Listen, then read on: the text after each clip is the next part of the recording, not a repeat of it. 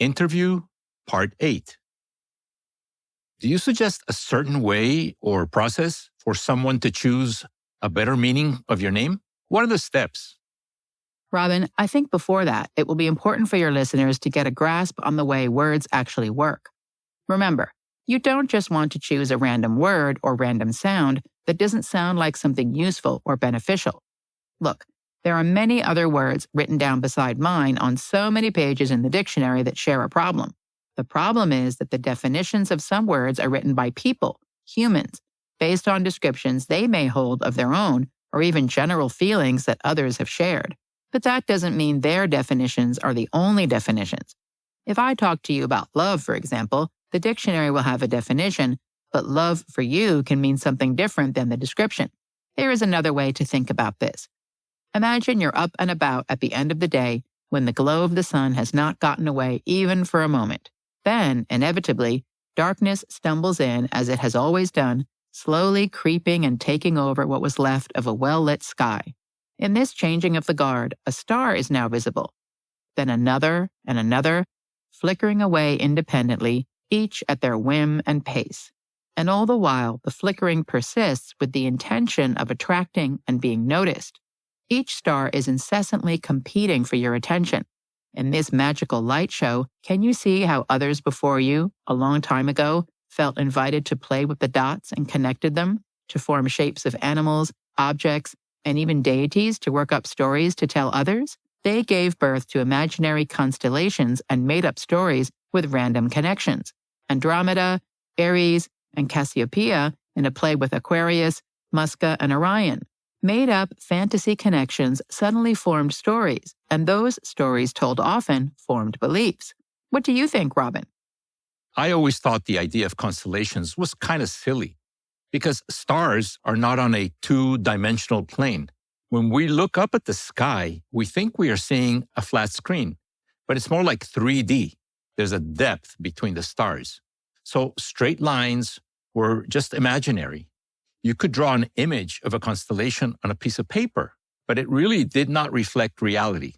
Sorry for you, Orion. You're just an illusion too. In any case, I guess before television and social media, such made-up stories and constellations of flickering objects inspired great nighttime entertainment. It can be just for fun. So I guess we can still decide on our own new constellations by connecting our own dots. Hey, with so many possible combinations of stars, there's probably an infinite number of constellations that can be brought to existence. Yes, Robin, exactly. Naming something brings it into awareness. It gives it life. Going back to the sunrise and sunset you brought up earlier, have you ever been in a situation on a mountain or at the ocean where the sun was setting and in the moment you had a feeling of awe, beauty, amazement? Yes, sure. It makes me feel warm, a meaning for life. It's like, wow, unreal.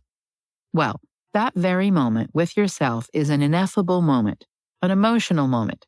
It's abstract and difficult to name with just one word, right? That is right.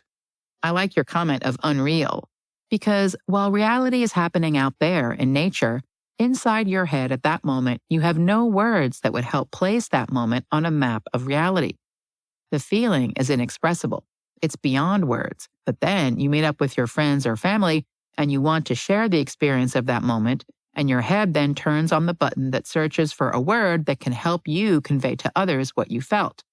So you're talking again about words as tools for humans to share and communicate with others. I guess what you're implying is that some things cannot be named or labeled in a way they would make sense to everyone the same way. Right. Think of how you were feeling the sunset moment compared to how you were thinking when you tried to express your unspeakable experience to others. In my world, us words, we come to life when you're trying to move from an abstract concept, a feeling, to something concrete.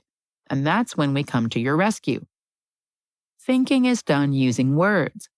Thought is structured by the words you choose, and these words are living somewhere in your memory. You stored them there at a particular moment, under particular circumstances that presented themselves in your life. That's also why you can refer to what you're doing as a representation of your feeling of the sunset, presenting to others using words from the past. Okay, I think I get it. The words we choose pre-exist somewhere in the past. They don't necessarily express every new moment we experience. There will be differences, yet we are somehow limited because not everything can be described accurately, precisely. I can see how this relates to my question about choosing a word that is useful to replace your name. Because based on their own circumstances, when they acquired and saved the word into their memory, the word will have a unique meaning that does not match yours. Yes, that is partially what I'm trying to build up to so your listeners can get a good idea about what is needed.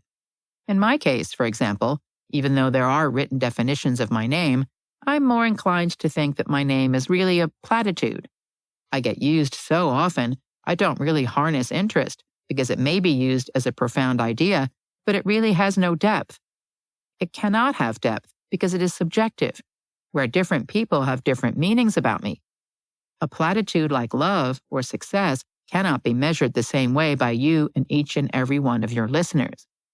You're saying that we should come up with a meaning that can be measurable or concrete, a meaning that can be understood the same way by others because there's an objective way to quantify what it means. Like when we can take a measuring tape that shows inches or centimeters, and two or more people can agree on what 36 inches looks like. You can represent the 36 inches by making a reference to the tape measure, but there is no tape measure to measure your name or success for that matter. Yes, in the case of that old aunt declaring to your dad that he was a total failure. How was your aunt measuring failure? Based on what reference point? What tape measure?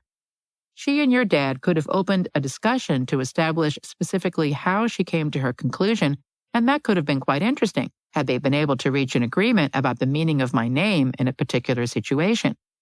Wait, I thought you were saying the word should be unique and useful to each individual. I'm a bit confused why define a measurable way as if two people need to agree on the meaning. Good question, Robin. It would be great if others shared the same meaning, but this may not be as easy. However, for your listeners, the definition they should be thinking of is a personal one, how they choose to define and measure the meaning of my name so they can hold themselves accountable. Without a defined measure, trial and error might take place in a random, unstructured way. That personal agreement is what will make it solid and concrete for them, and then it would truly become useful. That is really, really good.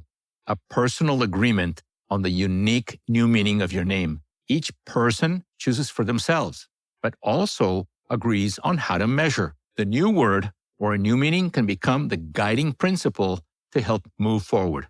And there's no need to share it with anyone or make it public. It's there to support you, to be useful, to serve you when you need it.